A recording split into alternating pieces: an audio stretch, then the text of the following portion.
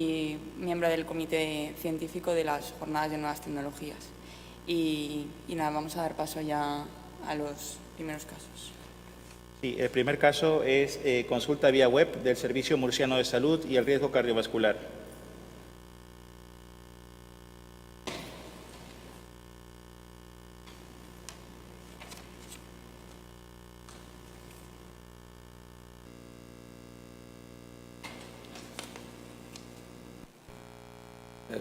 Hola, buenos días. Soy Alfonso Piñana, coordinador médico del Centro de Salud Cartagena Oeste, y voy a presentar una cosa que normalmente hacemos diariamente en nuestro trabajo en el Centro de Salud.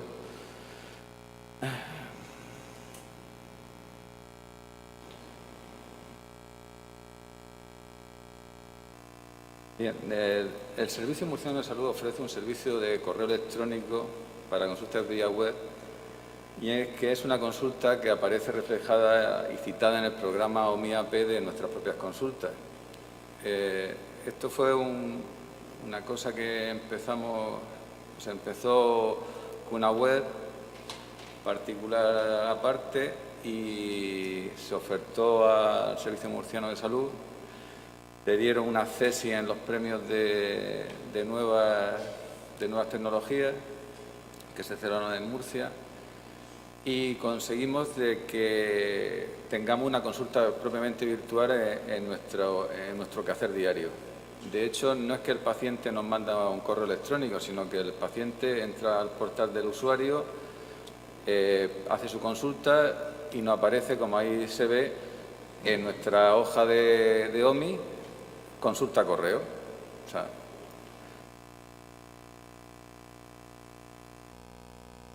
entonces, con esta herramienta nos propusimos determinar la proporción de consultas que teníamos con riesgo cardiovascular según su género, si eran hombres o mujeres. En estudios anteriores ya habíamos hecho ya un pilotaje en donde descubrimos que mayoritariamente los que usan este servicio son mujeres de más de 35 años y menos de 50, y el perfil del hombre son pacientes de más de 65 años. Entonces, aquí lo que hemos querido ver, las consultas que tenían que ver con el riesgo cardiovascular, como puede ser un ejemplo de esta consulta. Nos pregunta cómo tiene la analítica y quiere su receta, porque tiene problemas de hiperlipemia. Entonces, nos dedicamos a monitorizar todos los correos que teníamos desde la puesta en marcha del servicio en agosto de 2013 hasta noviembre de 2016, y determinando una consulta para pilotaje del mismo. En 2013 que realizamos un primer estudio en relación con el riesgo cardiovascular. Del total de patologías que contestábamos, un 16% tenían que ver con el riesgo cardiovascular. Y en noviembre del 2016, del total de correos analizados, había subido la proporción a un 24% en relación con el riesgo cardiovascular. Entonces, en las consultas vía web realizadas en el 2016 por mujeres en relación del cardiovascular eran del 16%, y las consultas de ese aumento del 24% la habían realizado los hombres. Entonces, podemos determinar de que hubo un aumento de patología en relación al riesgo cardiovascular en la consulta por esta vía de un 66%. Sin embargo, los que habían aumentado preocupándose por su interés en su perfil de riesgo cardiovascular habían sido los hombres. Entonces, una de las conclusiones que tenemos es que la vía web siempre representa una mejora de atención del riesgo cardiovascular del paciente, porque ayuda a la inmediatez. De hecho, ahora ya se ha creado la consulta vía web de enfermería en el Servicio Murciano de Salud, y ya está. Muchas gracias. ¿Alguien tiene alguna pregunta? A mí me gustaría hacer dos pequeñas preguntas. Una, ¿por qué crees que son la mayor cantidad de personas que utilizan tu servicio mujeres? Porque esto es una comunicación. De esto empezamos ya en el 2012. Además, si os metéis tenemos ya publicaciones en Semergen, ¿no? O sea, pones Semergen, consulta vía web, mi nombre o el de Andrés Cano, o sea. Entonces ya tenemos tenemos distintas comunicaciones. Entonces, lo que nos da siempre es que yo a mis pacientes siempre les digo, cuando viene el matrimonio, no se preocupe, todas nos quieren eternos. O sea, normalmente la mujer tiene cierta predisposición a preocuparse más de la salud que nosotros, que nos da siempre un poco igual. Bueno, pues con las nuevas tecnologías pasa lo mismo. La parejita anciana que va a ir a hacer su análisis y hágale también un análisis a mi marido, pues la chica joven que utiliza esto, que consulta, pues también se preocupa por la salud, más que utilizando otra vía nueva, que es el acceso de la vía web. Y lo otro que te quería preguntar es que usan este sistema solo para valorar lo que es riesgo cardiovascular. No. Comer una comunicación de 6 minutos solamente es de patología de riesgo, o sea, sirve para todo. O sea, perfecto, eso. O sea, de todas las patologías, nada más que me he centrado en riesgo cardiovascular, o sea, no es exclusivo de esto. ¿Y de lo que más consultas vía web tenés? ¿Sobre qué tema? Son analíticas. Son analíticas, más que nada es por la sensación de cercanía. De cercanía y sobre todo porque nada más que lo que ahorra en taxi, los 5 euros que ahorra en taxi, o sea, es que ahorra muchas visitas. Es lo que decía Raúl, que ojalá hubiera esto, ¿no? Pues esto ha costado, pero lo que ocurre es que nos hemos dado cuenta que también que solamente de momento menos del 10% de la población de los cupos lo utilizan. Porque con tantos sistemas de seguridad tienen que hacerlo, también se desconoce, hay los mismos profesionales médicos se retraen a utilizar esto, pero porque no entienden que lo que tienen es que abren el OMI y en vez de tener un paciente físico delante de la silla, tienen un paciente virtual en el OMI. Claro, cuando ven que en la plantilla del OMI aparece el hueco, porque el ordenador siempre te da, cuando el paciente pregunta, siempre te da el último hueco disponible del primer día disponible, con sus 5 minutos. Lo único es que a nivel de estadístico no te cuenta, pero a nivel de trabajo propio el sistema te facilita, o sea, es que estás atendiendo a una persona nada más que en vez de tocarlo no le estás tocando, y dentro del OMI, del programa de consulta. Bueno, muchas gracias y vamos a continuar con el siguiente caso. El siguiente es... Si puedo hacer el vídeo. Ah, sí, perdón. Vídeo tutorial de la consulta telemática de obstetricia, un caso real.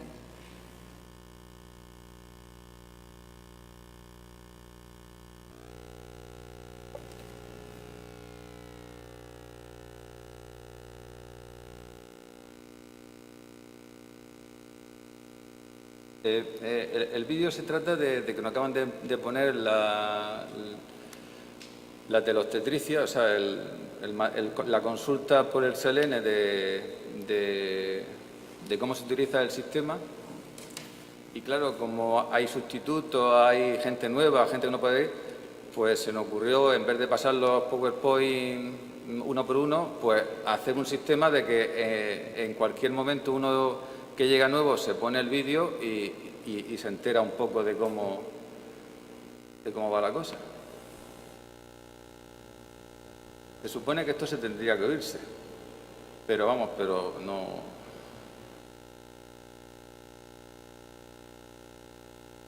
se oye. Bueno, pues digamos que tenemos una paciente que ha llegado con un problema que de los catalogados que hay que derivar urgentemente a obstetricia, y entonces se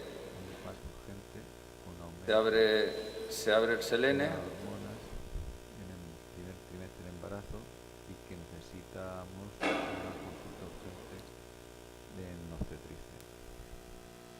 Se abre el SELENE, que es el programa y empezamos a que tenemos para consultarnos hacer consultas con el hospital. Una vez que introducimos las muestras claves en el programa, Se busca al paciente vamos a buscar el nombre del paciente donde pone clicando en la A de búsqueda alfabética. que se va a abrir. Una vez Creamos una petición en el SELENE. el paciente, nos vamos donde aparece la flechita amarilla, que es crear una petición para seguir.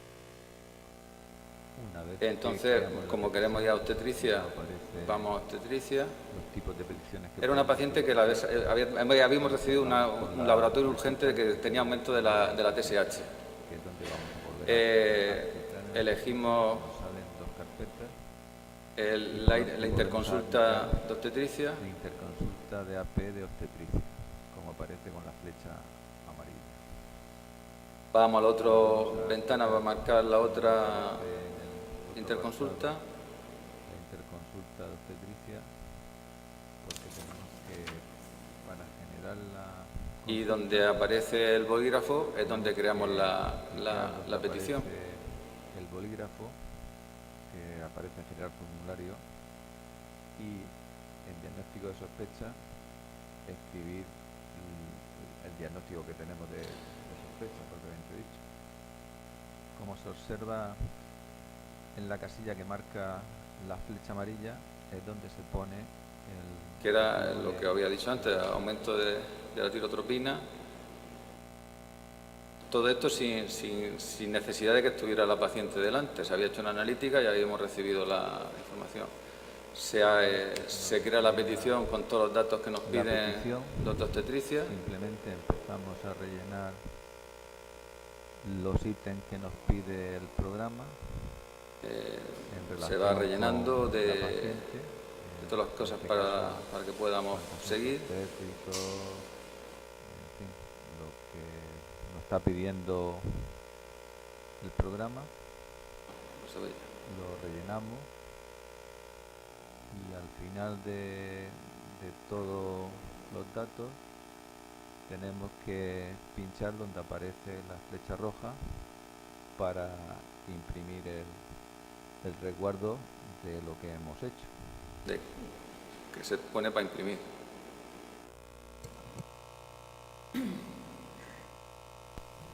Si se produce un fallo en la impresora,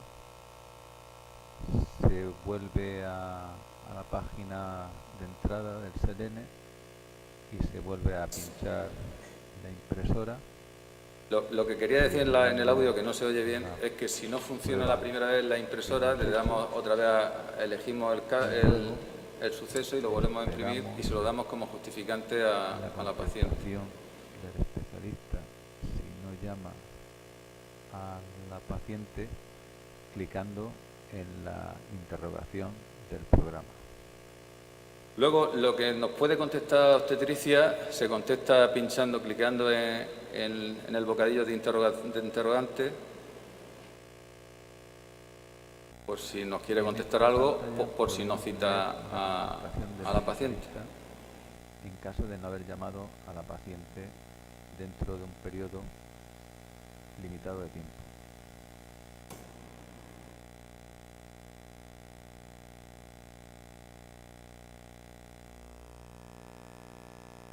Bueno, pues esto es un caso real de la primera utilización en mi consulta de la teleobstetricia.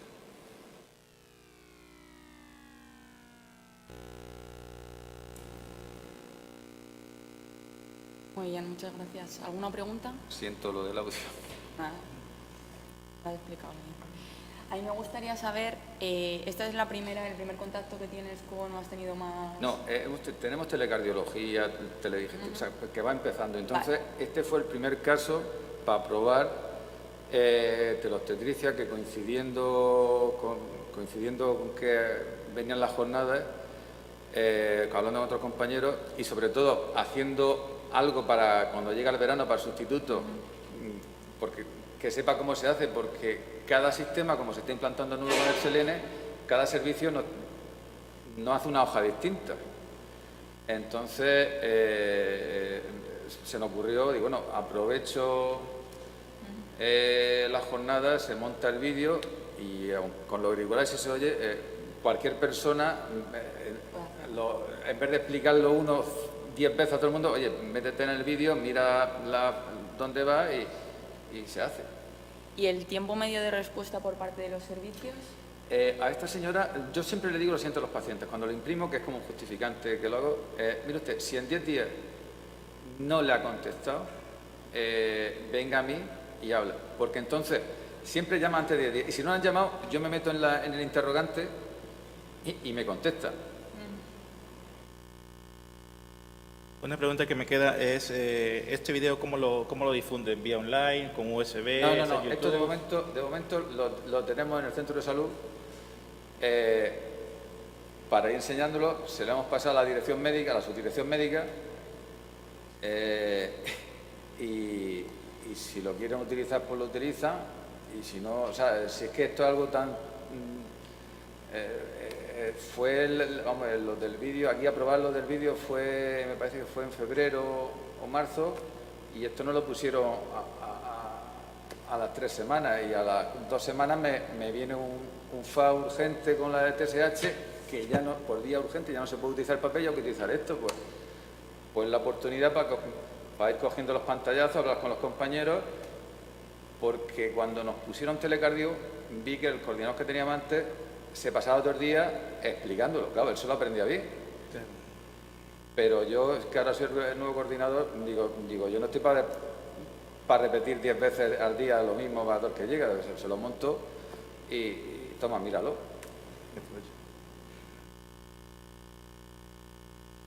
Bueno, muchas gracias. Vamos a continuar con las exposiciones. Gracias. La siguiente exposición es WhatsApp, optimizando la relación médico de familia con centros sociosanitarios. Vale, esta, ¿no? Sí. Vale. Entonces vamos con Twitter como repositorio de artículos.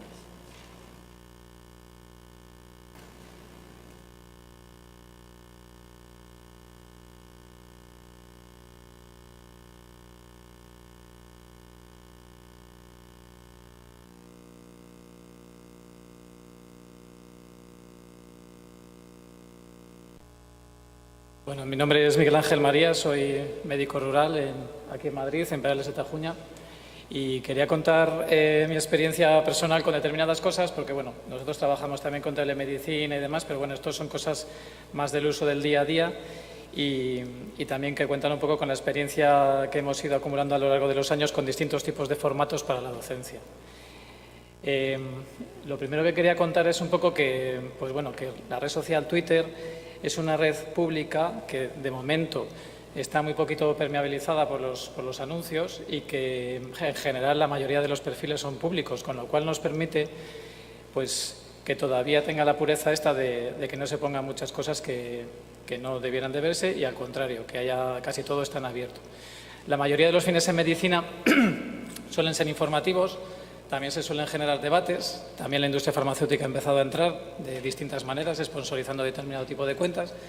Y nosotros quería yo presentar aquí Twitter como repositorio de artículos de interés. Ayer me sorprendió el doctor Piedra, que comentaba que todo lo que no te sirve para nada es mejor tirarlo a la papelera. Yo no soy de esa opinión. Yo soy de la opinión de que si has encontrado en algún artículo alguna cosa que tenga interés, pues lo puedes colgar en algún sitio de estos y luego pues permanece en el tiempo, ¿no?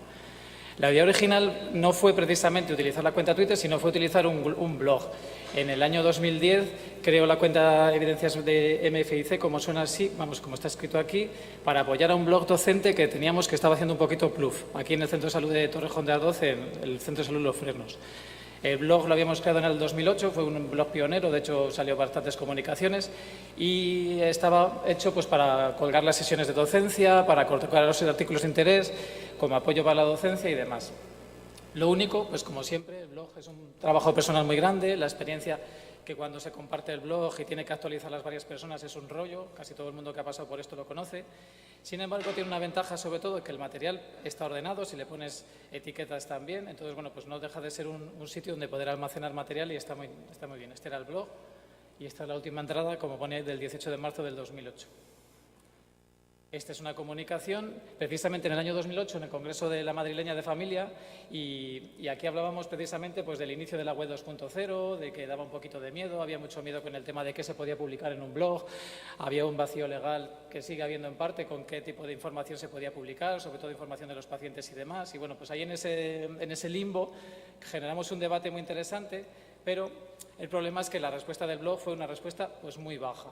Dependía de la persona que lo estaba actualizando, en el equipo iban cambiando los profesionales como nos pasa en atención primaria de continuo, a veces había muchas sesiones, a veces había pocas, a veces las sesiones no tenían suficiente calidad como para poderlas colgar en un blog y al revés, estaban llenas de datos personales que no se podían poner. Por eso los planteamientos médico-legales y un montón de imponderables hicieron que se dejara de usar. Entonces, bueno, nos planteamos empezar a utilizar el Twitter. Lo que pasa que, bueno, la sorpresa fue que ni los residentes que iban viniendo ni los médicos pues utilizaban el Twitter. Con lo cual, pues lo que nos pasó fue esto, que el número de seguidores era escaso, que aunque dividimos la cuenta en tres, una de osteomuscular, otra de medicina interna y otra de riesgo cardiovascular, no la seguían. Y fue precisamente Evidencias MFC la que fue tirando un poquito, poco a poco, muy poco a poco. Y bueno, pues eso me hizo generar la idea de hacer una especie de cuenta repositorio, donde yo todos los artículos que me podían parecer de interés y que había estado revisando con los residentes o yo mismo en casa, a través de Fidil, que también lo utilizo yo y antes Google Reader, pues los iba colgando aquí con un pequeño resumen y con una link, siempre con una link, intentando siempre hacer una link a un artículo que encima estuviera en abierto, era como un propósito. Con lo cual mi cuenta de Twitter esta es una cuenta donde no hay debate, donde no se tuitean cosas personales y solo se retuitean cuentas médicas. Es una especie de reto que lo estoy consiguiendo mantener porque, claro, es muy difícil a veces no utilizar la cuenta pues, para contestar o para hacer otro tipo de... Para dar cobertura a las otras opciones, genero otra cuenta. Esta es la cuenta Evidencias MFC, esta es la otra cuenta que tengo. Y luego, tras 7 años de experiencia de la primera, pues bueno, tengo ahí un número de seguidores que no está mal para ser una cuenta exclusivamente médica y de repositorio de artículos, 1045 seguidores, que no está mal. Y luego he conseguido llegar a 80% de tweets que tuvieran un link y que fuera un link de calidad, ¿vale? Sin embargo, utilizando la otra cuenta en 1,5 años, pues he llegado casi a la mitad de las cosas, solamente que la otra cuenta pues es una cuenta un poco pues, para congresos, para seguimiento y demás, ¿no? ¿Cuál es mi conclusión? Pues lo primero, que si trabajáis con blogs, sobre todo si es un blog personal, puede tirar para adelante, pero si es un blog en el que se comparten cosas y que hay varias personas que están publicando en el mismo, es muy, muy, muy complicado que tenga calidad y por lo menos que se puedan hacer una serie de publicaciones permanentes y de la misma calidad. Luego, que los médicos jóvenes, sorprendentemente, no necesariamente son los mayores usuarios ni de redes sociales ni de blog. Esto es una sorpresa que año a año nos vamos sorprendiendo. Y luego, que la red social pública Twitter permite el acceso libre a artículos con hashtag y por temática, y en este caso pues los teníamos almacenados. Sin embargo, en el blog pues pueden estar ordenados por fecha o por etiqueta. Mi sorpresa fue que hay gente que me conoce solamente por la diabetes, porque pongo muchas cosas de diabetes y me dice, estoy abriendo diabetes contigo, cosa que me parece muy bien. Y luego también esto me sirvió para ser el community manager del grupo, de la Sociedad Española de Diabetes, a través de este blog también.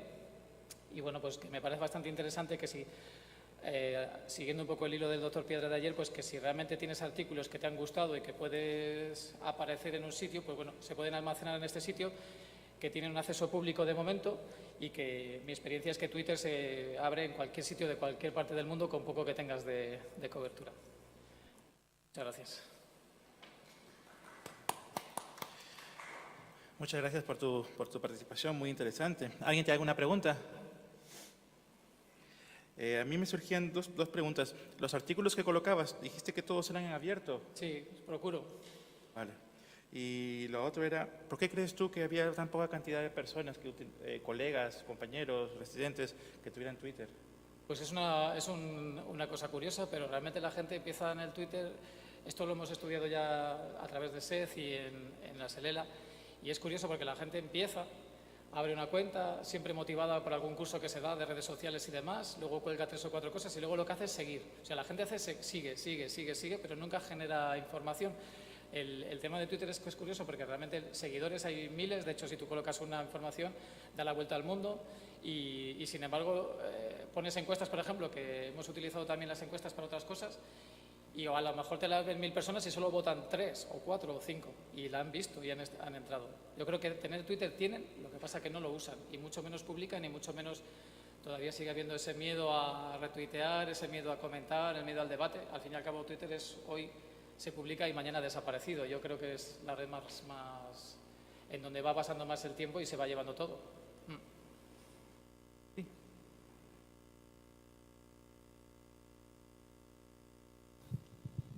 Hola, mira, quería comentarte, ¿tú no crees que quizá la herramienta Twitter, al tener un texto muy limitado y muy corto, es lo que hace que la gente no se anime a utilizarla, puesto que a lo mejor no le da espacio para expresar lo que quiere correctamente? Pero hay muchas alternativas a eso, porque tú puedes, ahora por ejemplo se ha puesto de moda, coger un texto, le sacas una foto y lo cuelgas tal cual y se lee perfecto.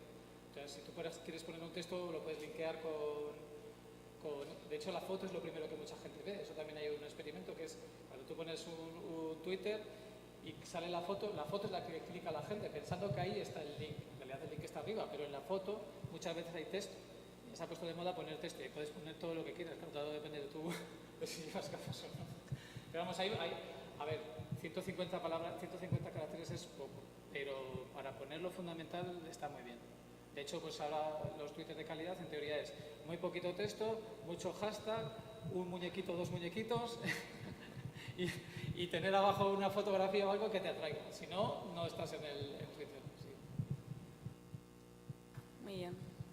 Pues nada, del mismo autor vamos con la siguiente comunicación. WhatsApp optimizando la relación médico de familia con centros sociosanitarios. Bueno, esta es una cosa más personal, no tiene nada que ver con el anterior, pero bueno, también casi era mi propósito de venir al foro y es, bueno, pues contar esta experiencia. Es una experiencia para mí muy chula porque me ha resultado, y para mí, para mis residentes, porque nos ha resultado muy interesante. Quería empezar un poco definiendo lo que es un centro sociosanitario, también entre comillas residencia de ancianos o personas mayores. En los centros sociosanitarios privados que atienden a pacientes válidos, nuestra comunidad, aquí en la Comunidad de Madrid, no están obligados a tener servicio médico o enfermera 24 horas, salvo que tengan más de 100 residentes. Son pacientes, personas con las mismas prestaciones que la cartera de servicios, y entonces el objetivo de ese trabajo era optimizar la relación entre yo, que soy el médico de estos pacientes, y el médico y la enfermera de la residencia de ancianos privada, que la tengo en mi cupo. Este es un centro sociosanitario que tiene pacientes válidos entre comillas, como pongo aquí, porque al final todo depende de la presión de la familia, 88 residentes en total. Está a 12 kilómetros de donde yo trabajo, en otro pueblo. La edad media es de 93 años.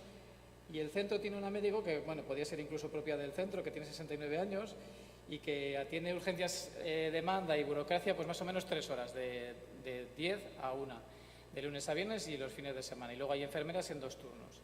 ¿Vale? Esto es un poco resumen para contar lo que voy a contar. Cuando iniciamos el contacto, otro médico del equipo había dejado la residencia por saturación, una cosa que suele pasar con relativa frecuencia, pues entre otras cosas, si habéis tenido alguna residencia, pues sobre todo por las recetas, problemas burocráticos, te satura el cupo, te estropea todo el tema de los indicadores y la relación que había en ese momento era fundamentalmente con fax y mensajería y por teléfono, y nunca se había hecho ninguna visita en la residencia ni nada.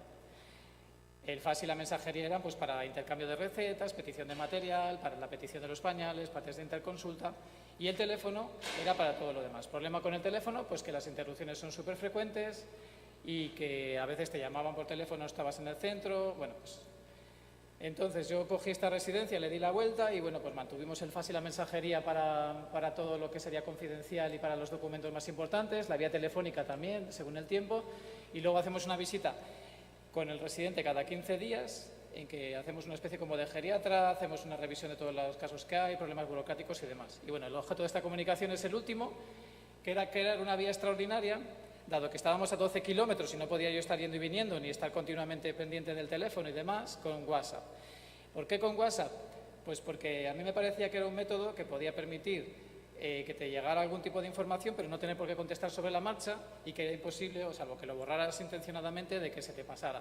Con lo cual, pues a través de ahí pues empezamos a utilizarlo pues para alguna imagen de alguna cosa que había pasado en algún residente que quería que yo viera que no estaba la médico, para ver algún electro sobre la marcha, alguna analítica que había aparecido y tal, y sobre todo pues siempre respetando la confidencialidad, aunque el WhatsApp era entre la enfermera y yo del centro de salud.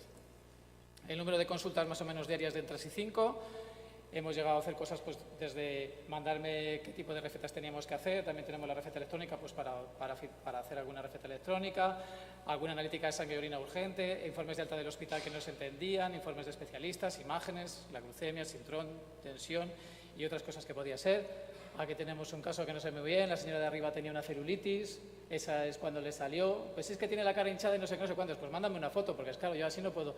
Y la segunda es cuando se le quitó, una úlcera que está yendo muy bien, que previamente había dado esta, aquí se dio una diacredianitis, un electro, bueno, son ejemplos, tampoco... ¿Vale? Y esto es un ejemplo de pues, cómo puede ser en el día a día. Llevo el sello, sí, porfa, la analítica de Natalia, dime la petición, hemograma perfil renal, o aquí, por ejemplo, ha fallecido, que también es una cosa que es interesante para saber, o hacer la receta depresiva. Conclusiones, pues que lo recomiendo a todo el mundo que necesite una vía de esta, porque la consulta se multiplica por mucho el tiempo, porque te evita interrupciones, porque incluso puedes no estar en la consulta y luego resolver la papeleta sobre la marcha. Aunque los SMS son los únicos que te garantizan la recepción del mensaje, porque los tickets estos de WhatsApp no necesariamente significa que estés conectado, pero bueno, nunca nos ha fallado y nos ha permitido incluso trabajar, a lo mejor resolver los problemas al final del día o otro día cuando se puede leer el WhatsApp, ¿vale? Y estos somos los responsables. Muy bien, muchas gracias. ¿Alguna pregunta? Una sola pregunta. He visto el uso de WhatsApp está creciendo bastante, pero suele haber siempre un problema, que suele ser lo que es el comité de ética del hospital, del centro de salud, del área de gestión. ¿Cómo solventaron el problema? Nosotros es que es un WhatsApp personal entre la enfermera y yo, y no hay ninguna cosa que pueda, digamos, hacer ver que es el paciente por ningún eso. La información es una información como la que me podía dar por el teléfono. No hay ningún tipo por decir de alguna manera, de terceras personas que pueden ver el WhatsApp ni nada. Ya, pero hay nombres, fotos. Ya, pero bueno, eso es una cosa que es... si te llaman por teléfono y te dicen, hazme la receta de no sé qué, no sé cuántos, o te mandan un fax. Es mucho peor un fax que aparece en el centro de salud, que lo coge un administrativo, que te lo coloca en tu tarjetín, que lo va a ver seguro 50 personas, que alguien que te llama por teléfono o te manda un mensaje personal. Yo entiendo que esto está por resolver, pero vamos, mi intención no era en ningún momento el romper la confidencialidad, vamos. Claro, es el inicio. Vale, perfecto. Muchas gracias. Nada. Quedan 2 vídeos, ¿no?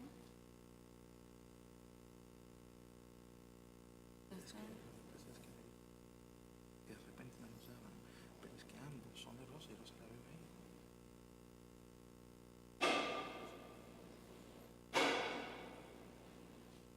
Ya tiene, ¿no?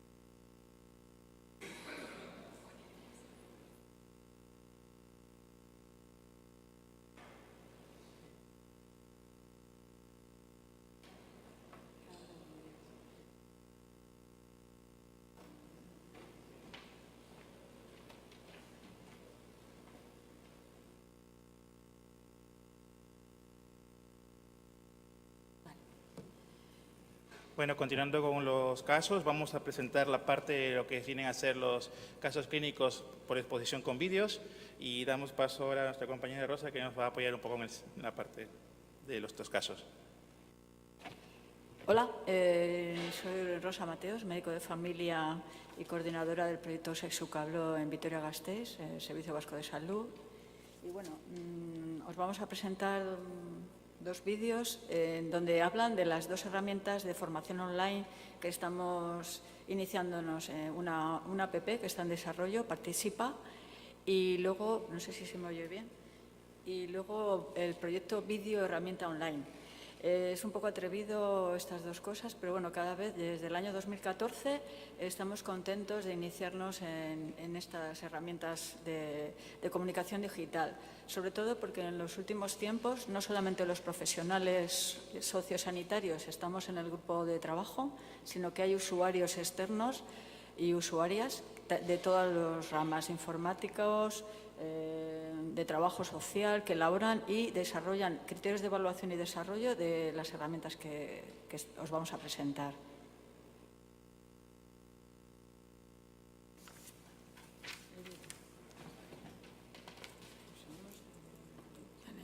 Bueno, está aquí.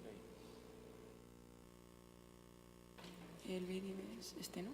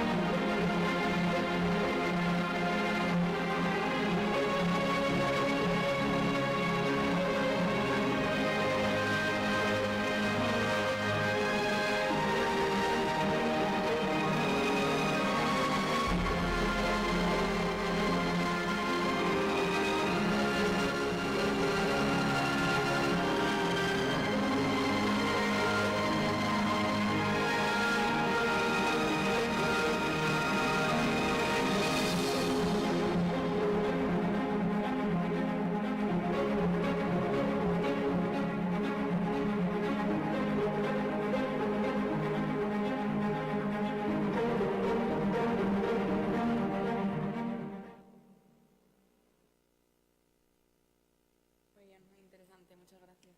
¿Preguntas?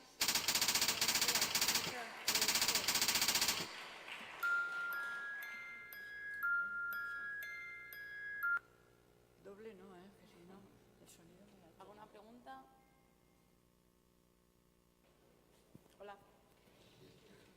Tiene que ser con el micrófono. ¿Es algo que habéis creado y lo habéis puesto ya en marcha o estáis en proceso de ponerlo en marcha? Llevamos 2 años elaborando la herramienta Blo y de la misma manera el APP. La herramienta Blo ya lleva muchos años funcionando y de la misma manera queremos crear el APP. El APP yo creo que le vamos a dar la alternativa el 15 de junio en el curso que vamos a hacer online y presencial. La alternativa quiere decir que ya se pueda descargar en iStore, si no me equivoco. Siendo algo tan íntimo, ¿cómo habéis visto la respuesta de los pacientes, de los usuarios en este tema? En el blog, que ya lleva funcionando con las herramientas interactivas, detrás hay un equipo de 3 ginecólogos que contestan a las dudas, que ya llevamos 20.000 visitas del blog desde el año 2014. Y las dudas y preguntas, respuestas realizadas, pues ahora no te sabría decir, pero ya son muchas. Entonces queremos la misma idea porque no cabe duda que todos vamos con el móvil a todos los lados. Entonces queremos crear, espero que sea tan excitante como el blog, aunque bueno, todo es muy caro en la vida y bueno, estamos poniendo nuestro granito de arena a todos. Otra curiosa que me pregunto, ¿cómo vais a difundir por ejemplo, el uso de la app? ¿Cómo habéis pensado para que sea extensivo a...? Aquí estamos la primera vez para difundirla y sobre todo, bueno, con la colaboración de nuestros responsables le vamos a dar un empujón. Ya económicamente nos han dado alguna pequeña ayuda. Y bueno, intentamos publicarla en todas las intranes. Se me ha olvidado decir que detrás de esto está un equipo docente no solo de Servicio Vasco de Salud, sino de universidad. Hay profesores, estudiantes, ayuntamiento, sexólogos y bueno, os invitamos a todos a las próximas jornadas vía streaming. Pero sí queremos darle el lanzamiento el 15 de junio que viene. Que me parece muy interesante, que enhorabuena. Sí. Bueno, aquí hemos aprendido mucho el año pasado en Cáceres, Una última cosa, ¿y habéis pensado en extenderlo a otras ramas de la medicina, aparte de la ginecología, la sexualidad? Siempre nos preguntan lo mismo, pero como llevamos el trabajo asistencial, que vengan otros compañeros y trabajen bueno, ya hay muchas APPs en Osakidetza, en Servicio Vasco de Salud, respecto a crónico, respecto al tratamiento, respecto a carpeta de salud, en la consulta online. Yo tengo consulta online en la consulta, mediante una app de Osakidetza, pero bueno, ya desarrollar una es mucho trabajo. Entonces, sí, me lo han propuesto, pero pues no da el tiempo. Sí. Tengo que dar las gracias al compañero Guillermo Gredilla, que es el alma mater de esta aplicación y de este vídeo, está aquí atrás. Bueno, muchas gracias por la participación y vamos a pasar con la última, que viene a ser Formando en Microbiología Molecular, video como herramienta docente, también de Sexuca Blog.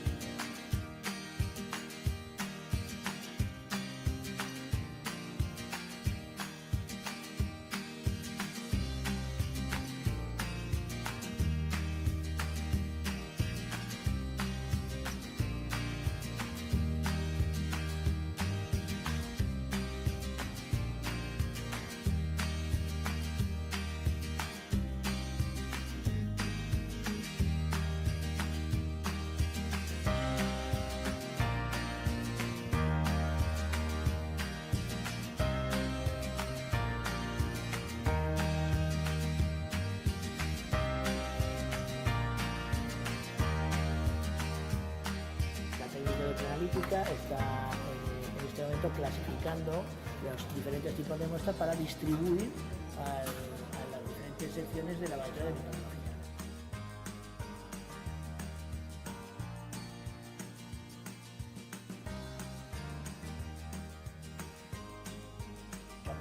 Tradicionales, otros a la microbiología molecular, y es la manera que tenemos de racionalizar el trabajo y de organizarlo, para que se trabajen y se procesen las muestras tomadas en los diferentes contenedores.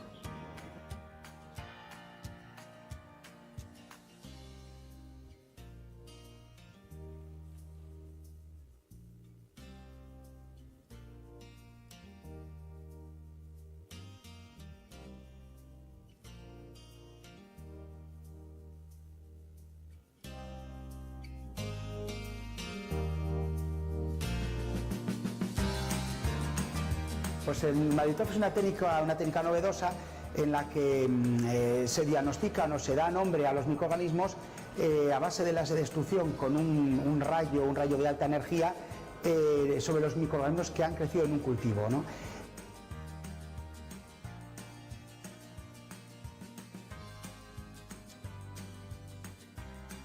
Serie de ondas que el aparato interpreta y da un diagnóstico etiológico, da el nombre al microorganismo que se está analizando. Este es un aparato llamado COVAS 4800 que se ocupa del diagnóstico a través de técnicas de biología molecular de diversos microorganismos. Bueno, siguiendo con las técnicas de biología molecular, nos encontramos ante otro tipo de maquinaria, un tipo de maquinaria que ya no es tan automatizada como la anterior.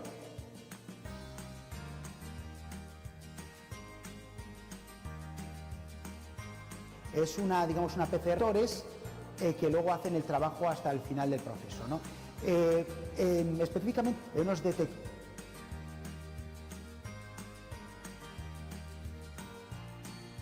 Esta máquina de aquí, por ejemplo, nos hace un activo para un gonococo en una muestra de un determinado paciente.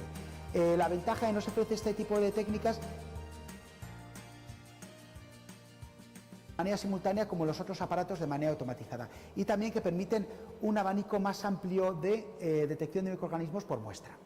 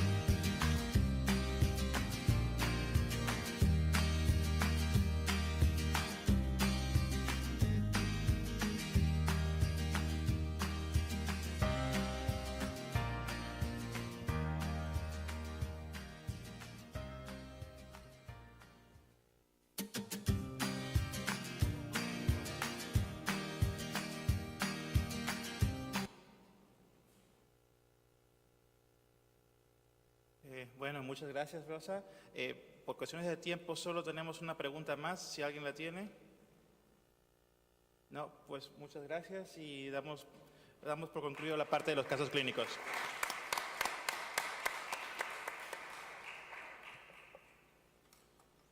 Y en breve vamos a comenzar con lo que sigue de la jornada. Muchas gracias.